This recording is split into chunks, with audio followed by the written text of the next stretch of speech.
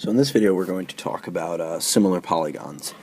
And so this little squiggly means that that's the symbol for similar. And in your mind, similarity conceptually should mean, that two polygons have the same shape. They aren't necessarily the same size, but they are the same shape. Okay, so two polygons are similar if and only if their corresponding angles are congruent. So every angle that matches up, that corresponds, must be the same measure. And that kind of makes sense because then you'd have the exact same sort of shape if those corresponding angles match up perfectly. If they didn't match up perfectly, they wouldn't be the same shape and they wouldn't be similar. So that's very, very important. So you need corresponding angles to be congruent. And you need to have that memorized. And it should make sense conceptually, and you should really own that. In addition, in these similar polygons that you're comparing, their corresponding sides must be proportional. The way I like to say that, and the way I'll probably say that in the proofs that I do, is I'll say that the ratios of corresponding sides are equal. And what that means is that every side length, let's say, for instance, might have to be in a 3-to-1 ratio. That means that one polygon is 3 times as large as the other, but it will still be in the same shape because corresponding angles are congruent. So you need both.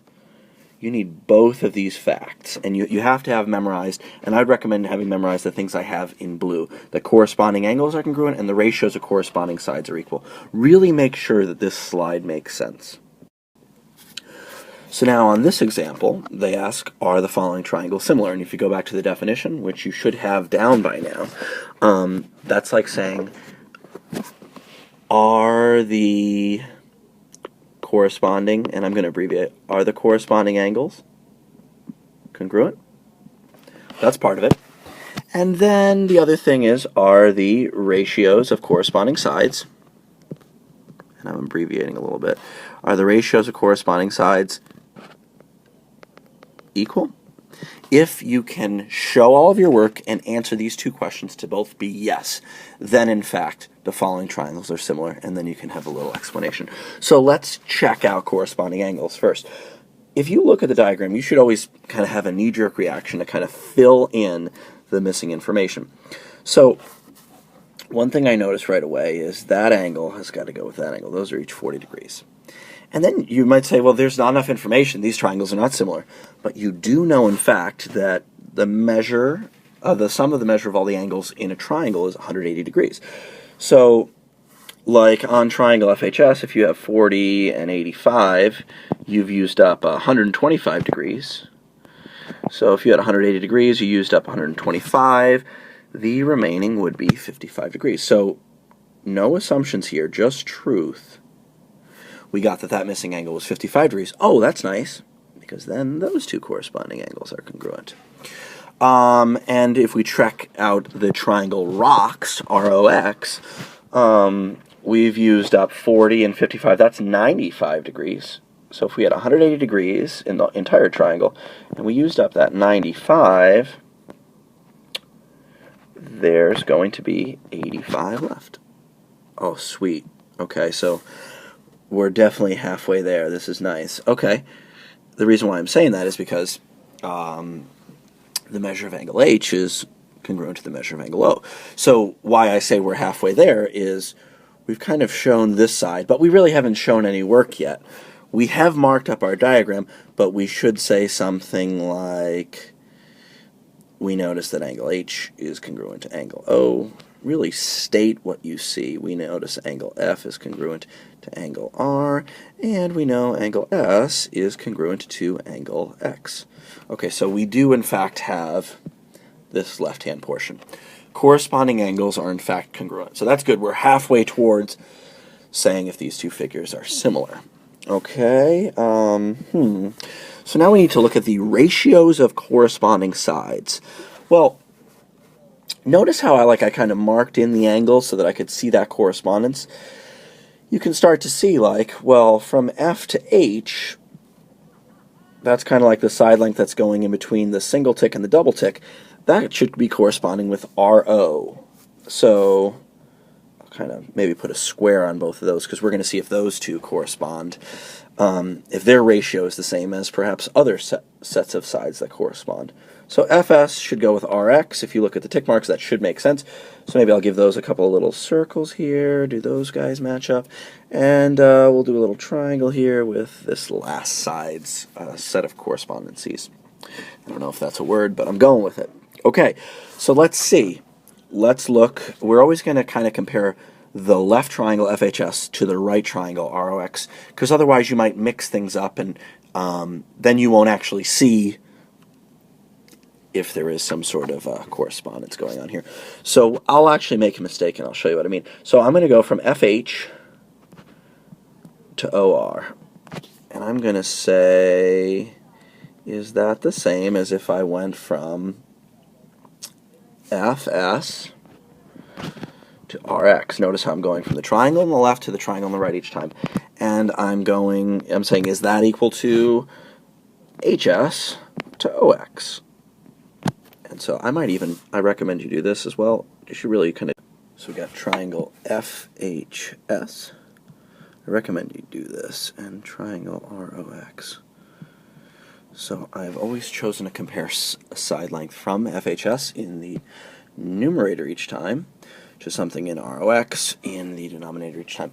And so we're asking ourselves, just as the note said on the last slide, are the ratios, and as we have written up here, are the ratios of corresponding sides equal? And, you know, this one, I really didn't need to do all of this, because you should have noticed, what's 8 over 4? Well, that's 2. What's 10 over 5? That's 2. What's 12 over 6?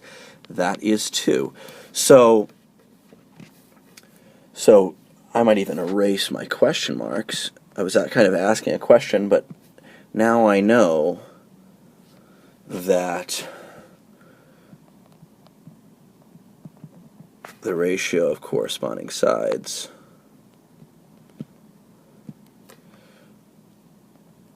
are equal. You could say something like they're in a ratio of 2 to 1, meaning that everything in FHS is twice as large as in ROX. So I might put a check mark here. Are the ratios of corresponding sides equal? Yes. Are the corresponding angles equal? So yes. So yes, I can say FHS is similar to ROX since, and I'm going to leave that up to you, but really all you need to say is that since the ratios of corresponding sides are equal and the corresponding angles are in fact congruent. So make sure you kind of finish that statement. But you really have to show all of this scratch work and then have a final sentence. That really shows that you understand what you're doing, you've covered all the bases, and you've done a great job. So here, you know, it doesn't just have to be triangles. We can look at really any polygons to see if they're similar. So we know they're rectangles, but just because they're rectangles doesn't necessarily mean they're similar. So that's kind of interesting. Right off the bat, since they're rectangles, if you look, you know, you've got 90-degree angles everywhere. So right away, we do know that the corresponding angles are in fact congruent because they're, you know, 90 degrees everywhere. So right away, we do have corresponding angles being congruent. Okay, so we have corresponding angles are congruent. Let me put a little note. Corresponding angles are congruent since all angles are 90 degrees. So you have to kind of like write this stuff. This really shows that you see what's going on. Okay, so really this question boils down to, since we already have corresponding angles being congruent, the question is, are the ratio of corresponding sides equal? And this is the part that kind of takes more effort. Okay, so I'll kind of go to blue for this. Okay, so we've got rectangles, we've got some sides. We kind of notice that these are longer in length, these are shorter in length. So we can kind of hopefully establish some sort of correspondence. We would kind of check this shorter side with this shorter side, and the longer sides as well. So I use circles for one of the correspondence and triangles for the other. I'm just using shapes to organize my ideas, just as I did in the last slide. Okay, so let's see. Let's go from the left rectangle to the right rectangle. Comparing these two sides, they're in a ratio of 4 to 6. And we can say, is that equal to the ratio 10 to 12? Well, 4 over 6, that's like 2/3, that'll be 0.6. Repeating. 10 out of 12, that's going to be 5 out of 6 if you were to reduce that ratio. And 5 out of 6 is not the same as 4 out of 6. You could toss that decimal in your calculator. But you can tell right away we had one of the ratios in 4 out of 6, and one of them is 5 out of 6. So sadly, the rectangles are not similar. So no, the rectangles are not similar. Here's my final answer. Are not similar. And say why. Really always expand and show that you know exactly what's going on. So no, the rectangles are not similar since the ratio of corresponding sides is not equal.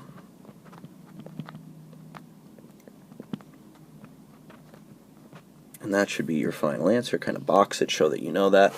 But really, you've got a 4 out of 6 here not being equal to 5 out of 6, and that was the big issue. So what this means is even though, they're both rectangles, they sort of have the same shape. If you think about it, these heights were not stretched out in the same way that the widths were, so the figures are not similar.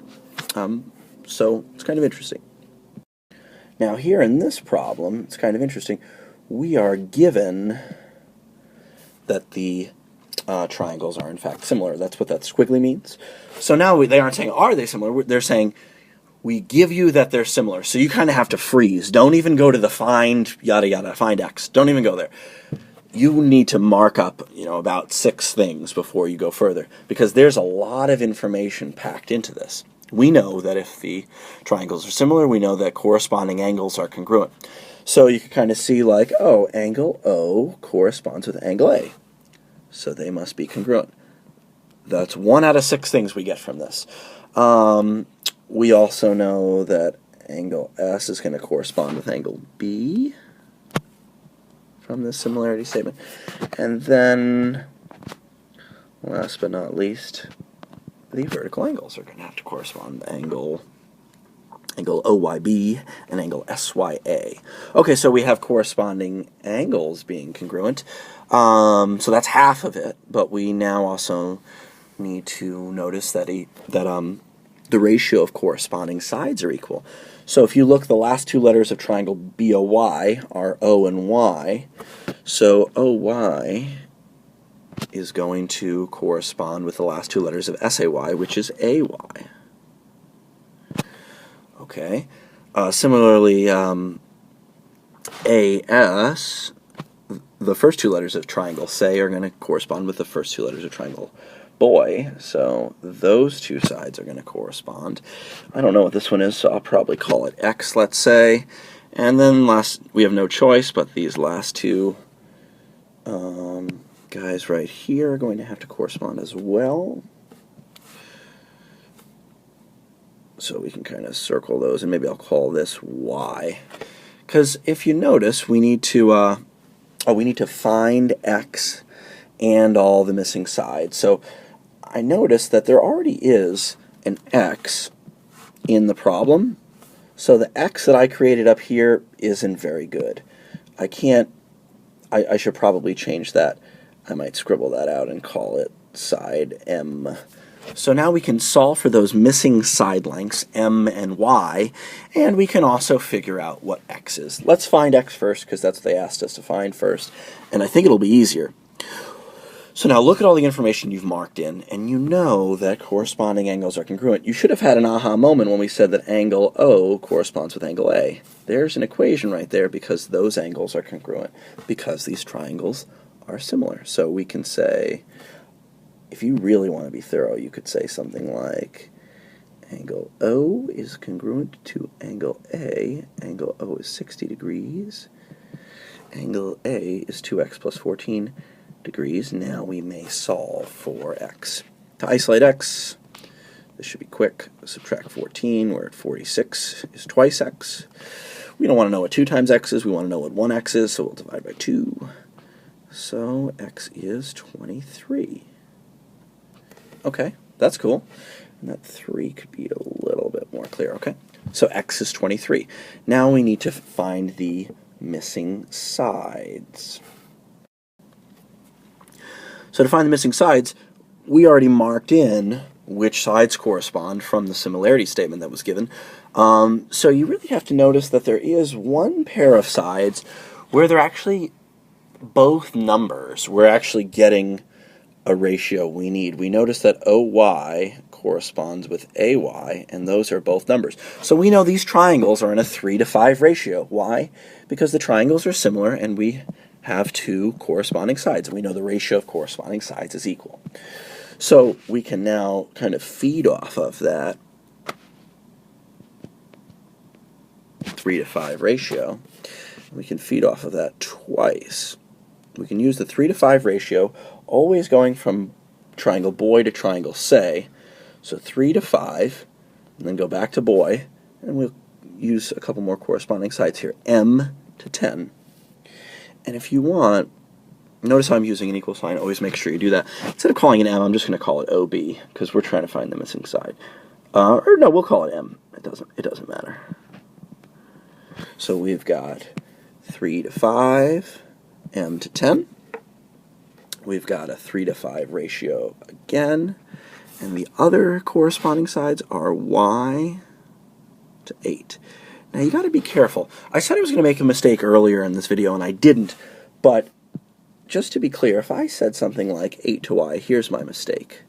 This would be wrong because I'm going from triangle boy to triangle say, but then all of a sudden, so the triangle BOY should be on top, triangle say should be on the bottom, but then I accidentally put triangle say on top and boy on the bottom. That's going to mess up the ratios. That's going to be not real good. Okay, so let's see. I can kind of scribble that out. That's not good.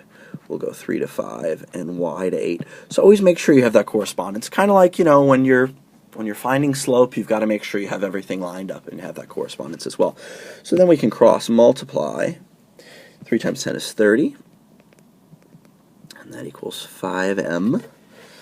Okay, divide by 5. So M, that must mean that M is 6. 30 divided by 5 is 6. So just real quick, M, we made up M. M is really side OB. So our final answer there, we'll say OB is 6.